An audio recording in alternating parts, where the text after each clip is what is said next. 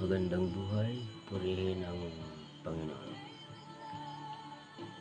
Ang aking babahagi ngayon ay kung ano ang pinakamahabang pangalan sa Biblia. Kaya ang tanong, ano ang pinakamahabang pangalan sa Biblia?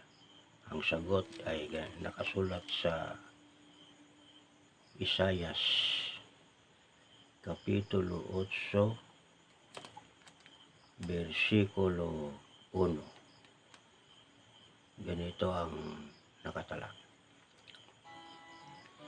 At sinabi ng Panginoon sa akin, kumuha ka ng malapad na tabla at sulatan mo ng panulat ng tao kay Maher-Shalal-Hash-Baz. Ang pinakamahabang pangalan sa Biblia walang iba kundi Maher-Shalal-Hash-Baz. Yan lang. Purihin ang Panginoon.